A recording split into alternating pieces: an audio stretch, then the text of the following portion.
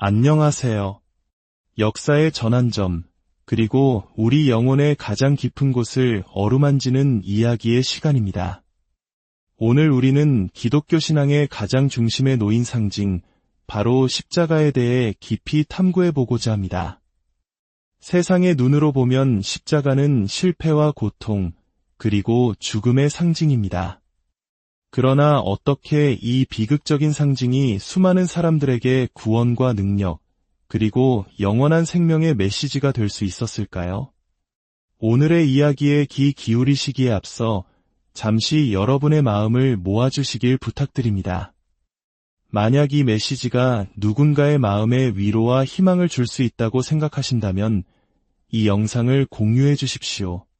그것은 하나님의 은혜를 전하는 아름다운 통로가 될 것입니다. 또한 저희 채널을 구독해 주시면 저희가 계속해서 이처럼 귀한 믿음의 이야기를 나눌 수 있는 큰 힘이 됩니다. 이 말씀을 듣는 모든 순간 여러분의 삶에 하나님의 특별한 축복이 함께하기를 기도합니다. 자, 이제 사도 바울이 고린도 교회에 보냈던 편지의 한 구절을 함께 묵상하며 이야기를 시작하겠습니다. 고린도전서 1장 18절부터의 말씀입니다. 십자가의 도가 멸망하는 자들에게는 미련한 것이요 구원을 받는 우리에게는 하나님의 능력이라. 기록된 바 내가 지혜 있는 자들의 지혜를 멸하고 총명한 자들의 총명을 폐하리라 하였으니 지혜 있는 자가 어디 있느냐, 선비가 어디 있느냐, 이 세대의 변론가가 어디 있느냐, 하나님께서 이 세상의 지혜를 미련하게 하신 것이 아니냐. 하나님의 지혜에 있어서는 이 세상이 자기 지혜로 하나님을 알지 못하므로 하나님께서 전도에 미련한 것으로 믿는 자들을 구원하시기를 기뻐하셨도다. 유대인은 표적을 구하고 헬라인은 지혜를 찾으나 우리는 십자가에 못 박힌 그리스도를 전하니 유대인에게는 거리끼는 것이요 이방인에게는 미련한 것이로되 오직 부르심을 받은 자들에게는 유대인이나 헬라인이나 그리스도는 하나님의 능력이요 하나님의 지혜니라. 하나님의 어리석음이 사람보다 지혜롭고 하나님의 약하심이 사람보다 강하니라. 형제들아, 너희를 부르심을 보라. 육체를 따라 지혜로운 자가 많지 아니하며 능한 자가 많지 아니하며 문벌 좋은 자가 많지 아니하도다. 그러나 하나님께서 세상의 미련한 것들을 택하사 지혜 있는 자들을 부끄럽게 하려 하시고 세상의 약한 것들을 택하사 강한 것들을 부끄럽게 하려 하시며 하나님께서 세상의 천한 것들과 멸시받는 것들과 없는 것들을 택하사 있는 것들을 폐하려 하시나니 이는 아무 육체도 하나님 앞에서 자랑하지 못하게 하려 하심이라. 너희는 하나님으로부터 나서 그리스도 예수 안에 있고 예수는 하나님으로부터 나와서 우리에게 지혜와 의로움과 거룩함과 구원함이 되셨으니 기록된 바 자랑하는 자는 주 안에서 자랑하라 함과 같게 하려 함이라. 아멘. 아버지 하나님, 우리가 알지 못하는 것을 가르쳐 주시고 우리가 갖지 못한 것을 허락하여 주시며 우리가 되지 못한 존재를 새롭게 빚어 주시옵소서. 오직 주님의 아들 예수 그리스도의 이름으로 기도합니다. 아멘. 오늘 우리가 나눌 이야기의 핵심은 바로 십자가의 메시지입니다. 어떤 분들은 이렇게 물을지도 모릅니다. 왜 굳이 십자가 이야기를 해야 합니까? 너무나 익숙하고 어찌 보면 시대에 뒤떨어진 주제가 아닌가요? 저는 여러분이 전혀 모르는 새로운 사실을 전하기 위해 이 자리에 선 것이 아닙니다. 오히려 우리가 절대 잊어서는 안 될 가장 중요한 진리를 함께 되새기기 위함입니다. 20세기 중반 한 신학자는 십자가가 오늘날의 강단과 신학에서 마땅히 있어야 할 자리를 잃어가고 있다고 한탄했습니다. 만약 그가 오늘날의 시대를 본다면 과연 어떤 말을 할까요? 세상은 여러 가지 이유로 십자가를 거부하거나 외면합니다. 먼저 다른 종교나 철학적 관점에서 십자가는 이해하기 어려운 개념입니다. 예를 들어 이슬람은 인간 각자가 자신의 행동에 대한 책임을 져야 한다고 믿기에 죄를 대신 짊어지는 구원자의 개념을 받아들이지 않습니다. 힌두교는 예수의 역사적 죽음은 인정할지라도 그 죽음이 갖는 구원적인 의미는 거부합니다. 현대 인본주의와 자기개발 사상은 원죄나 대속의 개념 자체를 지적으로 경멸스럽고 도덕적으로 불쾌한 것으로 치부하기도 합니다. 옥스퍼드의 한 교수는 기독교가 원죄와 대속이라는 두 기둥 위에 서 있기 때문에 최악의 종교라고까지 말했습니다. 또한 소위 진보적이라고 불리는 신학계에서는 십자가의 의미를 축소하려는 경향이 있습니다. 그들은 기독교의 본질이 예수님의 위대한 가르침, 특히 산상수훈에 있다고 주장합니다. 예수는 도덕적 스승, 윤리적 모범, 혹은 사회해방운동가로 그려지지만 그의 죽음이 갖는 구속의 의미는 희석됩니다. 성탄절의 의미를 이야기하면서도 그 탄생이 십자가의 대속을 향한 첫걸음이었음을 간과하는 것입니다. 그러나 기억해야 합니다. 대속 없는 성육신은 우리에게 아무런 영적 의미를 주지 못합니다. 가장 마음 아픈 사실은 오늘날 복음주의 안에서도 십자가가 가볍게 여겨질 위험에 처해 있다는 점입니다. 우리는 스스로를 돌아보아야 합니다. 단순히 복음적인 구호나 상투적인 문구를 반복하는 것이 십자가를 중심에 두는 것과 동일시되어서는 안 됩니다. 십자가의 필연성, 그 깊은 의미, 그리고 세상이 불편해하는 그 거침없는 진실을 정면으로 선포하는 것이 진정으로 십자가를 전하는 것입니다. 사도 바울의 시대에도 십자가의 메시지는 인기 있는 주제가 아니었습니다. 만약 바울이 당시 사람들의 기대에 부응하려 했다면 그는 아마 기적을 행하며 사람들의 이목을 끌거나 저녁에는 사람들을 모아놓고 심오한 철학 토론을 벌였을 것입니다. 유대인들은 기적적인 표적을 원했고 그리스인들은 논리적인 지혜를 추구했기 때문입니다. 하지만 바울은 그들이 원하는 것을 주지 않았습니다. 오히려 그들이 가장 원하지 않았던 한 가지, 바로 십자가에 못 박힌 그리스도를 계속해서 전했습니다. 유대인들에게는 걸림돌이요, 이방인들에게는 어리석기 짝이 없는 이야기였습니다. 십자가는 실패와 저주의 상징이었기 때문입니다. 그렇다면 바울은 왜 그런 전략을 택했을까요? 그리고 우리는 오늘날에도 그 메시지를 붙들어야 할까요?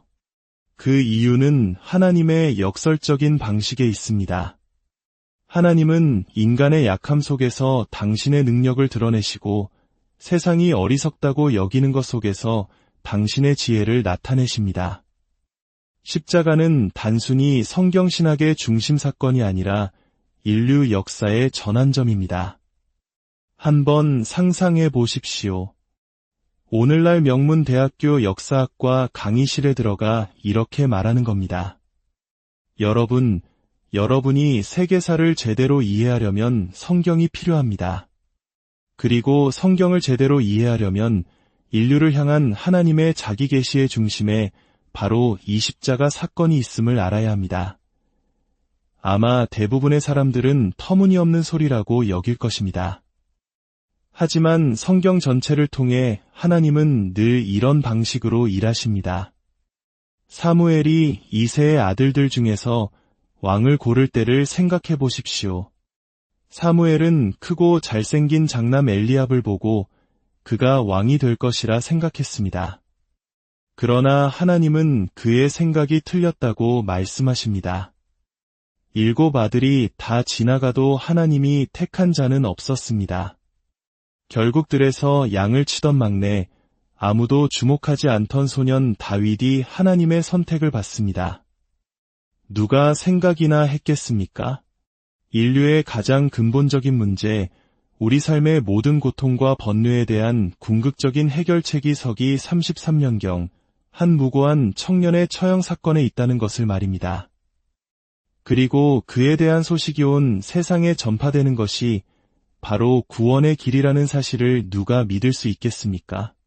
세상 사람들은 이야기를 들으면 우리를 어리석다고 말할 것입니다. 그러나 바울이 어디를 가든 그는 회당에 들어가 메시아가 반드시 고난받고 죽으셔야만 했다는 사실을 구약 성경을 통해 증명하려 애썼습니다. 그리고는 이렇게 선포했습니다. 바로 이 예수가 그 메시아, 곧 그리스도이십니다. 역사의 예수님이 바로 영광의 주님이시라는 것입니다. 바울은 사람들이 자신의 화려한 언변이나 논리, 철학적 지식에 매료되는 것을 원치 않았습니다. 그는 사람들이 인간의 지혜가 아닌 오직 하나님의 능력에 믿음의 뿌리를 내리기를 바랐습니다. 그리고 하나님의 능력은 가장 큰 약함 속에서, 곧 갈릴리 목수 예수의 죽음 속에서 가장 선명하게 드러났습니다. 예루살렘 성벽 밖 세 개의 십자가 중 가운데에 매달린 그 모습은 그 누구도 메시아라고 상상할 수 없는 장면이었습니다. 그곳을 지나던 사람들은 이 사람이 메시아일 리가 없어. 모든 것이 저 무덤 속에서 끝났잖아 라고 조롱했습니다. 바울은 한 걸음 더 나아가 고린도 교인들에게 말합니다. 거울을 보십시오. 여러분 자신을 보십시오. 세상적인 기준으로 볼 때 여러분 중에는 지혜롭거나 권력 있거나 명문가 출신인 사람이 많지 않습니다. 이것은 오늘날의 교회에도 마찬가지입니다.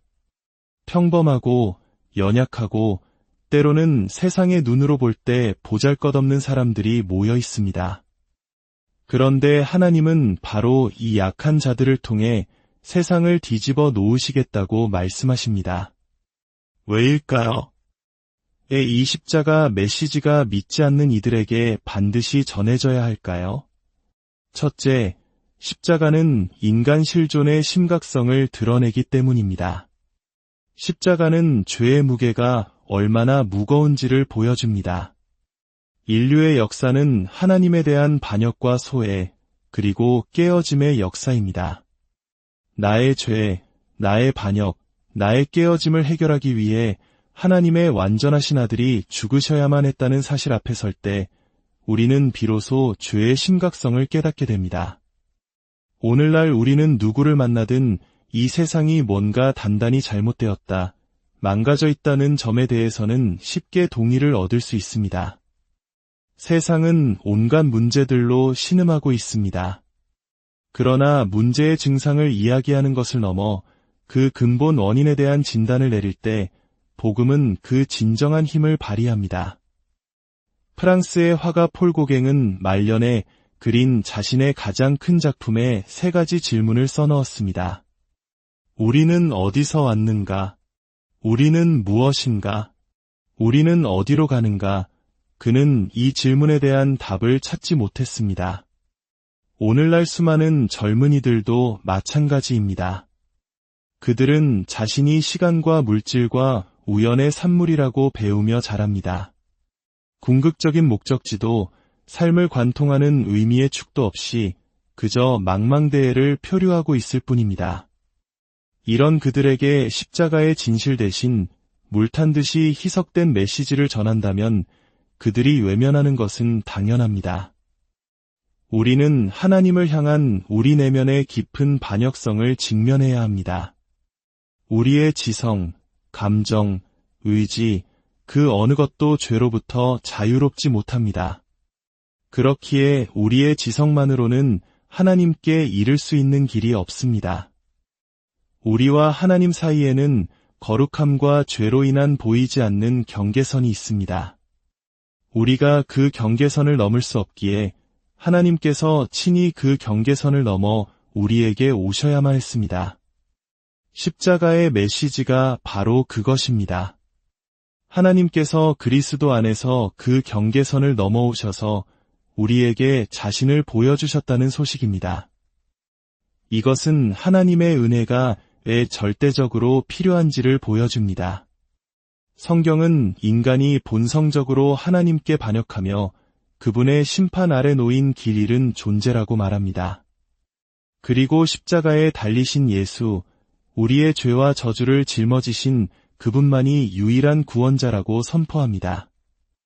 우리는 이 진리를 전하든지 아니면 인간의 잠재력과 가능성을 강조하며 그리스도를 그저 삶의 조력자 정도로 소개하든지 둘 중 하나를 선택해야 합니다. 후자는 대중에게 인기가 있을지 모르나 전자가 바로 진리입니다. 많은 사람들은 이렇게 믿고 싶어 합니다. 선한 신이 있다면 착한 사람들이 최선을 다해 살 때 상을 줄 것이다. 마치 상대평가처럼 나보다 더 나쁜 사람들이 많으니 나는 안전할 것이라고 생각합니다. 그러나 만약 그것이 사실이라면 예수께서 십자가에서 죽으실 이유가 전혀 없었습니다.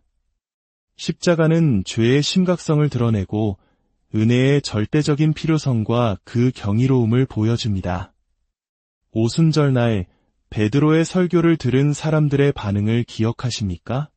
형제들아, 우리가 어찌할꼬? 그들은 자신의 죄를 깨닫고 구원의 길을 물었습니다. 그러나 오늘날 많은 설교에 대한 반응은 언제 끝나지?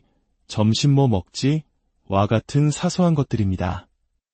십자가의 메시지는 이처럼 믿지 않는 자들에게 생명의 길을 제시합니다. 그렇다면 이미 믿고 있는 우리에게 십자가는 어떤 의미를 가질까요? 첫째, 십자가는 우리를 강권하는 힘입니다. 그리스도의 사랑이 우리를 강권하십니다. 빌리 그레이엄 목사님이 젊은 시절 자신의 소명을 두고 고민하며 숲속을 걸을 때 그의 마음속에서 한 찬송가가 계속 맴돌았다고 합니다. 멸망하는 자를 구하고 죽어가는 자를 돌보아라.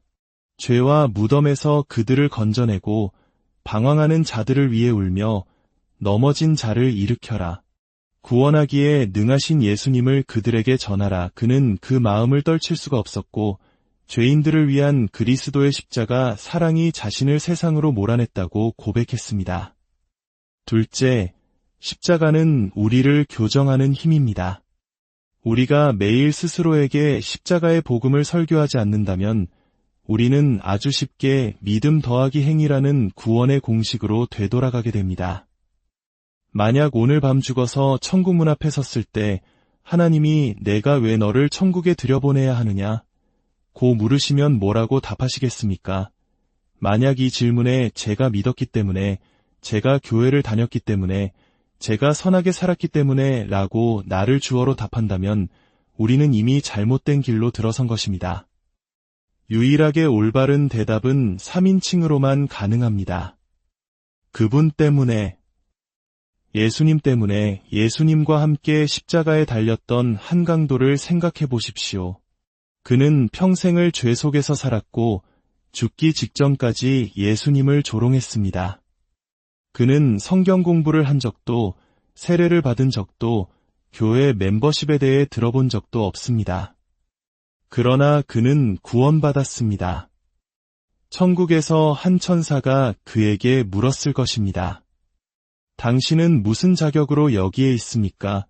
그는 아마 당황하며 잘 모르겠습니다. 라고 답했을 것입니다.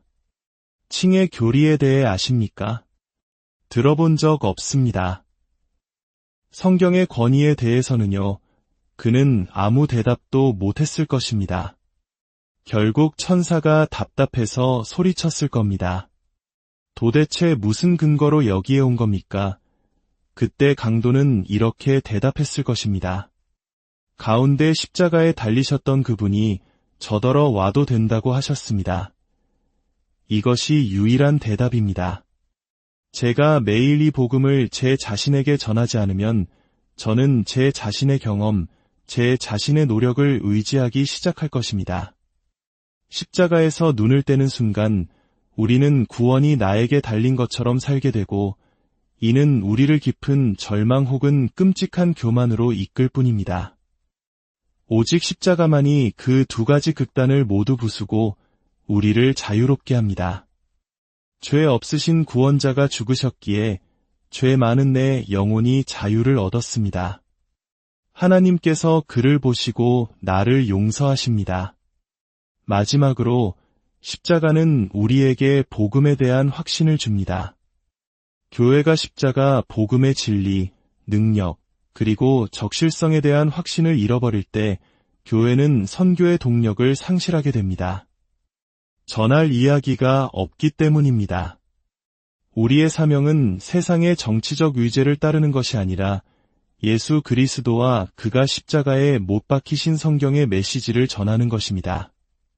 창조주이시며 구속주이신 하나님께서 그리스도 안에서 인간의 삶 속으로 직접 들어오셔서 우리 죄를 친히 담당하셨습니다. 이것은 사실이거나 아니면 완전한 거짓입니다. 중간 지대는 없습니다. 복음에서 마음에 드는 부분만 믿고 마음에 들지 않는 부분은 거부한다면 우리가 믿는 것은 복음이 아니라 우리 자신이다. 라고 말한 아우구스티누스의 지적을 기억해야 합니다. 사랑하는 여러분, 그리스도께서 우리를 위해 행하신 모든 일은 우리가 그리스도 밖에 머물러 있는 한 우리에게 아무런 가치가 없습니다. 이 혼란스럽고 망가졌지만 동시에 아름다운 세상 속에서 십자가 앞에 무릎 꿇고 성령의 능력으로 변화된 우리에게 주어진 시대적 사명이 있습니다. 바로 지금이 그 어느 때보다도 사랑과 지혜로 때로는 상상력을 발휘하여 사람들에게 다가가 이렇게 말해야 할 때입니다. 저에게 정말 좋은 친구가 한 분 있는데 소개해드리고 싶습니다. 그리고 구원하기에 능하신 예수 그리스도의 이야기를 나누는 것입니다. 주님, 저희의 자아를 내려놓고 오직 주님만을 바라봅니다. 씨를 뿌리고 물을 주는 것은 저희의 몫이지만 자라나게 하시는 분은 오직 주님이심을 고백합니다. 이 모든 말씀을 통해 주님의 이름만이 영광 받으시기를 간절히 기도합니다. 이 말씀을 듣는 모든 분들의 삶에 하나님의 평강과 은혜가 가득하기를